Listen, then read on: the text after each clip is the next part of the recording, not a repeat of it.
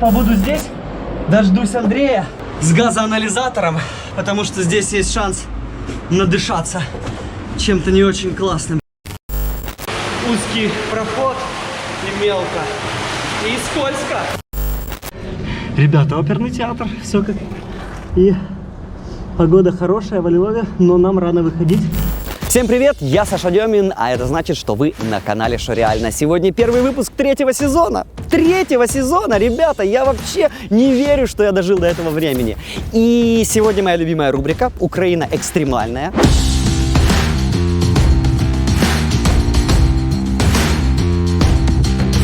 Я приехал во Львов. Я сейчас, кстати, нахожусь в самом его центре. И буквально завтра утром я начну прогулку через весь город, но только сделаю это не по поверхности, а под землей. Немногие туристы знают, что прямо под моими ногами, где-то в 10 метров под землей, протекает подземная река Полтва. И я хочу пройти вдоль ее берега, исследовать Львовский коллектор и показать для вас все самые интересные, все самые уникальные места, где даже не ступала нога человека. В общем, завтра утром я отправляюсь. Во Львове проживает около 700 тысяч людей, но реку, на которой основан этот город, видели своими глазами всего несколько сотен смельчаков. Все потому, что прогулка вдоль ее берега может быть смертельно опасна. Подземный коллектор, в котором спрятана Полтва, ведут сотни тысяч ливневок. Даже во время небольшого дождя уровень воды может подняться за считанные секунды. Если в это время там окажутся люди, они попадут в смертельную ловушку. Каждый год в разных городах мира в коллекторах гибнут диггеры. Но утонуть не единственный способ лишиться жизни в этом месте. Еще одна смертельная угроза – ядовитые газы. Сероводород, метан, окись углерода – это не полный перечень невидимых для человека убийц. Поэтому убедительная просьба – не лезьте в коллектор. Я согласился на эту опасную миссию только потому, что вместе со мной в подземелье отправится легенда диггерского мира – Андрей Голем. За его плечами сотни погружений, он хорошо знает Полтву и технически оснащен. А еще с нами в подземелье спустится моя подруга Лена, профессиональный фотограф и опытная туристка, прошедшая не одно испытание горами.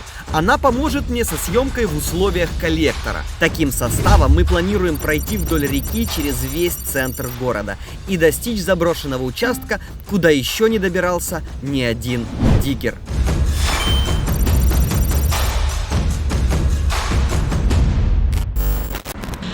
Так, можно открывать? Так. Просто на бою таку стоїш і все, нікуди не йде. Ага. О, да. Ход, конечно, не самый удобный. Ну да, ладно. Цепляю коленками, ни черта не вижу, что там сзади меня. О, я уже слышу шум воды. Я так скажу, если бы я знал, что меня ждет сзади, я бы спускался намного аккуратнее. А тут сразу вот такой вот резкий обрыв и река. Самое паршивое — это то, что здесь повышенная влажность. Все запотевает. Предвкушаю, какая будет большая проблема вообще снимать в этом месте.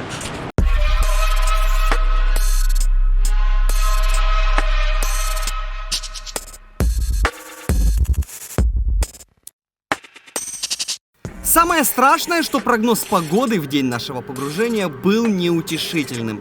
После обеда обещали дождь, поэтому у нас было всего 6 часов, чтобы пройти 12 километров подземелий. Глибина тут десь вище пояса. Тобто, якщо сюди впадеш, то опинишся аж там на очисних спорудах. Зазвичай люди, які падають, їм дуже важко вилізти. Вот, к примеру, вы думаете, что можно упасть в Полтву и самому попытаться быстро выбраться. Еще раз, обратите внимание на течение. Течение очень большое. Большинство людей, которые сейчас смотрят, они думают, что капец, вот это вот мы идем тут в канализации, наверное, вонища страшная. А я хочу сказать, что я запаха особо не чувствую. Классической канализацией не воняет. Наверное, потому що здесь в більшій степені сточні води, а не каналізаційні. В чому прикол Полтви? В неї ж дуже багато дощових приток зверху, бо в нас є змішана каналізація. І коли вода тече, вона засмоктує чисте повітря згори внизу. От ми зараз сидимо і дихається практично так само, як ми були на горі. Це стосується Полтви, це не стосується маленьких приток, де дійсно є небезпечно. Але ми маємо газоаналізатор на всякий випадок. Пользуясь случаем, хочу обратиться к вам, мои подписчики и случайные зрители. Пожалуйста, не выбрасывайте влажные салфетки и другие средства гигиены в унитаз. Они не разлагаются, и из-за них в коллекторах можно увидеть вот такие инсталляции. Пока что уровень воды у нас вот такой, но бывает он и вот такой. Но это не единственный шедевр из отходов, который я увидел во львовском коллекторе. Посмотрите на эти странные узоры, похожие на извилины мозга. Это застывший жир, который люди сливают в канализацию. Со временем он накапливается и перерастает в огромные булыжники. Наверняка многие из вас задавались вопросом, зачем вообще было прятать реку под землю. Все просто. 200 лет назад, когда Полтва еще текла на поверхности, была широкой и даже судоходной, каждую весну во время паводка создавала большие неприятности львовянам и разрушала архитектуру. Городским властям это надоело, и они решили замутить грандиозный по тем временам проект и замуровать ее под землю, совместив с канализационной системой. С тех пор в течение еще 100 лет Полтву постепенно стирали с карты города. До тех пор, пока о ее существовании забыли даже многие местные жители. На данный момент длина всех подземных путей во Львове более 30 километров. Но это только тех, где можно идти в полный рост. ГУ или ПУ? Что это значит ПУ? Строительное управление. А год написан? Итак, да, вот эта вот кладка была сделана в 66 году. У подземного и надземного Львова много общего. И тот, и другой разделены на районы, которые создавались в разные исторические эпохи. Самый старый построен еще при Австро-Венгрии. Район чуть моложе создан при поляках. И самый молодой при советской власти. Кстати, так же, как и на поверхности, Совковый район самый уродливый и отличается от других, как панельный Сыхов от готичного центра. Коммунисты не заморачивались, входы сделали узкие, а вместо ступенек только лестницы из арматуры. Сточные трубы врезали как попало, и наплевать, что сотрудники водоканала будут биться о них головой. Не, ну это сразу видно, что это вот при совке делалось. Никто не парился по поводу эстетики. Херачили вот так вот и нормально. Ну что, будем сейчас пробегать. И... Оп! Ах, отлично. Це є польський колектор, Ага. і це вже йде радянський колектор. І зараз так само звернеш увагу, яка якість покриття бетону отут в радянському і яка в польському. Вона Ага. відрізняється як євроремонт від совкового, знаєш, такого. Могу сказать, что идти уже будет немножечко страшнее, потому что мне кажется, что тут придется уже пригинаться. Когда попадаешь в польскую часть подземной Полтвы, то сразу видно, насколько тут все продумано. Тротуар со специальными отверстиями, чтобы ноги не скользили. С водоотводов тебе ничего не капает на голову, а промудренные системы разделения потоков, процессы очистки и смешивания воды я вообще молчу. В какой-то момент я поймал себя на мысли, что мне и вправду интересно наблюдать за тем, какой сложный путь проходит вода во львовском коллекторе. Колектор наступний номер 5. Він йде на Клепарівську, там де є знаменита львівська пивоварня. О, то есть можно учуять даже запах свежего пивка? Ну це більше запах дріжджів. А ну, сейчас проверим. Ого! Реально, здесь пахнет пивными дрожжами. Так, здесь глубоченько. Я ненадолго.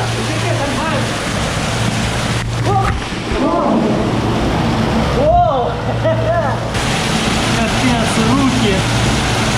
Судьба меня любит. За малым чуть не утопил фонарь. Оп, оп. Штаны. Штаны из эпицентра оказались очень некачественными. Я сейчас покажу. Заметь, у нас одновременно рэпнули штаны. О. Что-то сегодня я плохо смотрю под ноги. Итак, я вижу, это выход у нас. Це біля залізничного моста на проспекті Чорновола. Ви зверніть увагу, якої якості робили поляки виходи назовні з колектора. Я не могу поверить, что вот это вот 30-е годы. Ну серьезно, посмотрите. Такое впечатление, что делалось в прошлом десятилетии. Вот реально скоро, сколько, лет через 10 уже будет столетие вот этой вот системы. Ну вот здесь вот, наверное, 1,5 метра ширина бортика. Здесь можно идти прям в свое удовольствие. Знаешь, Андрей, я вот пока мы идем, постоянно чувствую какой-то такой флешбэк из детства. И я не могу понять какой, потому что, ну, я в детстве никогда не лазил в коллекторы. И только теперь я вспомнил черепашки-ниндзя.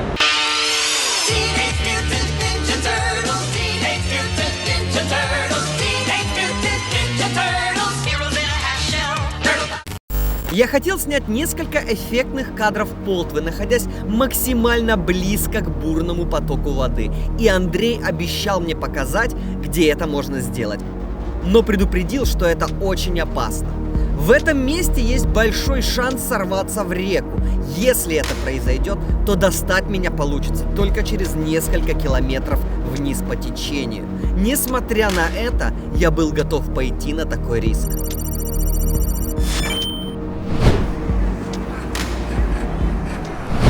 В Полтве не искупаться, но хотя бы ноги промочу. Такое впечатление, как будто я спускаюсь в реку Стикс.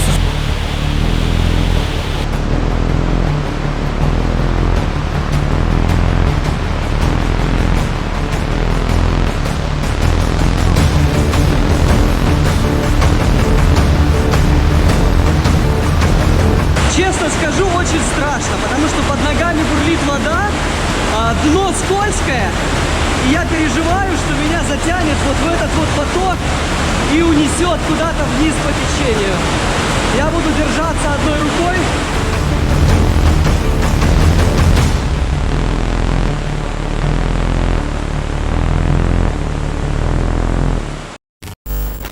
Следующая опасная локация находится на правом берегу реки в районе ресторана «Кумпель». Там сохранилось несколько очень старых канализационных сливов, которые, возможно, были построены еще во времена Средневековья, задолго до того, как был сделан бетонный саркофаг Полтвы. При строительстве их просто присоединили к коллектору. То есть получается вот там вот кладка, которой сотни лет. Так? Ну лет 300-400. Если средневековье, то получается даже больше. То, що кам'яна десь так і буде, а оця цегляна ні, ця десь до 200. Капец, такое впечатление, что реально мы куда-то в музей попали. Проблема в том, что они находятся близко к поверхности и прямо под остановкой, поэтому иногда они заполняются угарным газом от выхлопа автобусов, который затягивает в коллектор сквозняком и может вызвать смерть человека за считанные минуты. Вот здесь, конечно, передвигаться не очень удобно. Я пока побуду здесь, дождусь Андрея с газоанализатором, потому что здесь есть шанс надышаться чем-то не очень классным. Все, йди вперед, я тут з тобою, якщо воно почне пікати, то підемо назад. Но я вижу, что тут есть уже железные швеллера, это уже ставили в более современный период. Короче, здесь просто перемешение всех времен. Звичайно. Одна кладка, вторая кладка уже спустя там 200 лет, 300.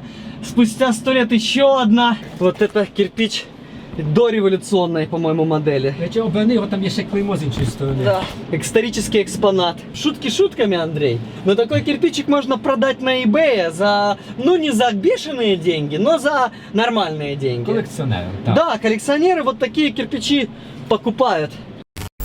Сейчас мы переходим в новую эпоху.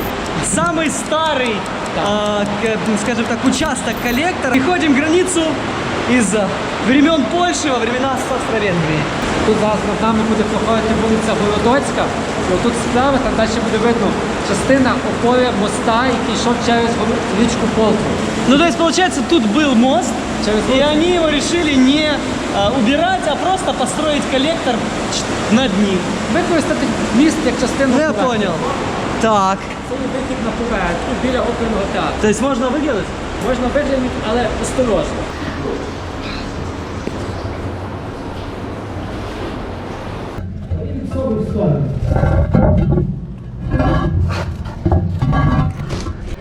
Ребята, оперный театр, все как.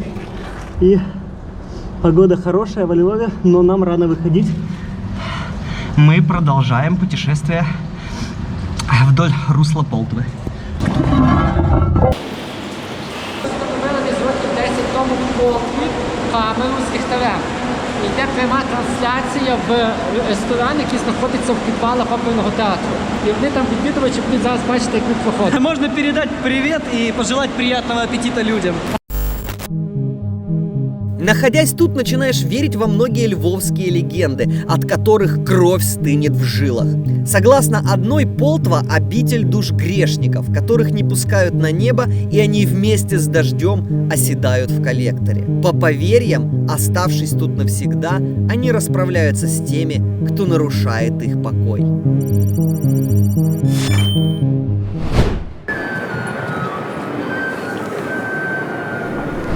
Что за граница? Что она означает? Ну, знову ж таки означає, що закінчується австрійський, починається польський. Ага. Це є друга по старовині частина колектора Полтви, називається Маріїнська площа. Там зараз стоїть пам'ятник Адаму Міцкевичу. Ага, то есть мы как раз вот находимся над памятником Десь в на цьому площади самому Міцкевича. районі. Важко зробити точну прив'язку, тобто чи він лівіше, правіше, але десь він тут є. Пам'ятник Міцкевича, коли стояв на острові, і Полтва була зліва і справа. Поэтому памятник находится, ну, не прямо над нами, а как где-то сбоку. Ой, блин, но только на лицо падают вот эти вот какашечная паутина. И это мерзко. Якщо не жаль, десь буде попереду. О, покажу вам, как выглядит какашечная паутина. Вот так вот она выглядит. Але ця паутина означає, що тут ніхто не ходив.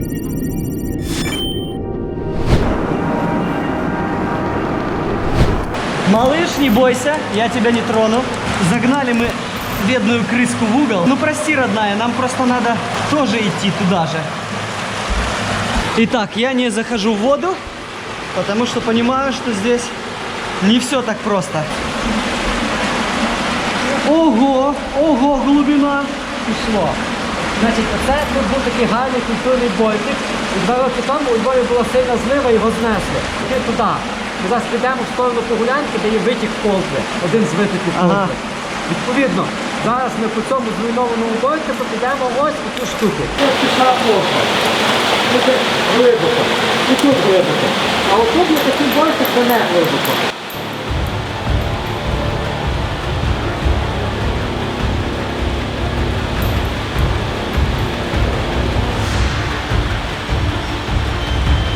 Мы свернули в поток, который называется Пасека. Считается, что именно он ведет к настоящему истоку Полтвы. Это одна из наиболее труднопроходимых и заброшенных частей коллектора. На каком-то этапе я начал даже сомневаться в необходимости продолжать наш поход. Ведь если нас там застанет дождь, то шансов выбраться у нас будет очень мало.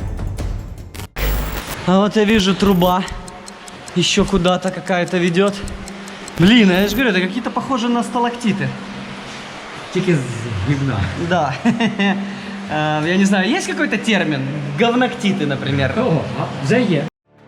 Кстати, у новичков, которые залазят в Полтву, есть даже своя особая болезнь.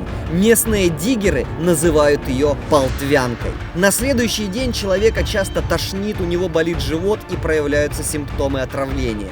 Так что вот вам еще одна причина не лезть в коллектор. Добравшись до последнего адекватного выхода, Лена сошла с маршрута. Уже тогда стало понятно, что ничего хорошего нас впереди не ждет. Я больше всего переживал за погоду. На часах было почти час дня, связи под землей нет. А значит, что мы не узнаем заранее о приближающемся дожде до тех пор, пока вода не начнет прибывать. Но желание достичь границы неизведанного победило инстинкт самосохранения. Так, здесь очень большое течение, узкий проход и мелко. И скользко. есть все шансы упасть лицом и камерой вот в эту мутную грязную жижу. Що за це будеш мати зачет в ігорському світі? О, Бо по таких яйцях ходити далеко ніхто не нагадує.